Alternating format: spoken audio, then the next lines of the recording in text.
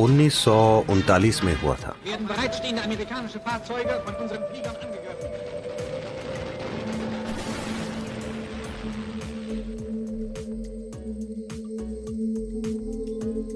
Germany या शायद Austria के एक यहूदी परिवार को बंदी बना लिया गया था। पहले उन्होंने माता पिता को बंदी बनाया और फिर बच्चों को, और वो उन्हें अलग अलग स्थानों पर ले गए। एक लड़की जो उन दिनों 13 साल की थी और उसका भाई जो 8 साल का था, उन्हें कई अन्य बच्चों के साथ रेलवे स्टेशन ले जाया गया। माता पिता को किसी मजदूर कैंप पर ले जाया गया और अब बच्चे अलग हो चुके थे। सर्दियों के दिनों में उन्हें एक अमीर घर से बाहर निकालकर एक रेलवे प्लेटफॉर्म पर छोड़ दिया गया। बच्चे आखिर बच्चे होते हैं, वो खेलने लग गए। उन्होंने वहीं खेलना शुरू कर दिया। वो लोगों के साथ खेलने लगे, सभी मिलकर फुटबॉल खेलने लगे। फिर ट्रेन आ गई। ट्रेन आने के बाद सैनिकों ने सभी को भेड़ बकरियों की तरह ट्रेन में भर दिया। जब वो ट्रेन पर चढ़ गए और ट्रेन चलने लगी, तब लड़का बोला कि वो अपने जूते प्लेटफॉर्म पर ही भूल गया है। अब लड़की को बहुत गुस्सा आया। वो 13 साल की थी।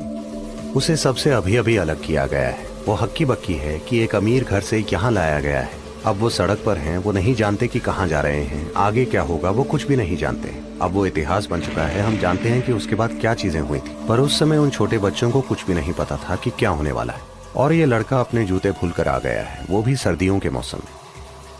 तो उस लड़की ने अपने भाई के कान को जोर से मरोड़कर कहा, अरे बेवकूफ, पहले ही मेरे ऊपर बहुत मुसीबत है और अब तुम जूते छोड़कर आ गए। फिर अगले स्टेशन पर उन्होंने लड़के और लड़कियों को अलग अलग कर दिया।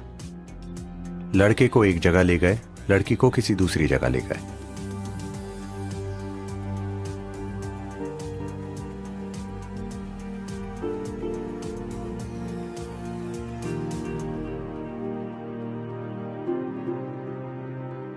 चार साल बाद वो एक कंसंट्रेशन कैंप से बाहर आई और वो अपने परिवार की अकेली जीवित सदस्य थी।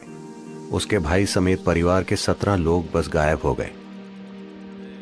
उसे कभी पता नहीं चला कि वो कहां गया। वो बस कहीं गायब हो गया और उसे बस वो बातें याद रह गईं जो उसने अपने भाई को कही थी। वो कुछ अच्छा कह सकती थी, लेकिन उसने इतनी भयंकर चीजें कही क्योंकि उसके भाई ने अपने जूते खो दिए थे।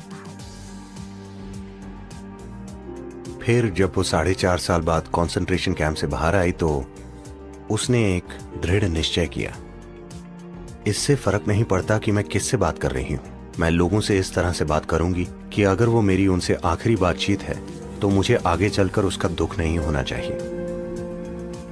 अगर आप बस लोगों से इस तरह से बात करेंगे तो आप निश्चित रूप से कुछ अच्छा कहेंगे। और आपको कैसे पता कि ये आखिरी बातचीत नहीं है? जो भी आपके पास बैठा है, हो सकता है कि आज आप उनसे आखिरी बार मिल रहे हों। ऐसा हो सकता है ना? हाँ।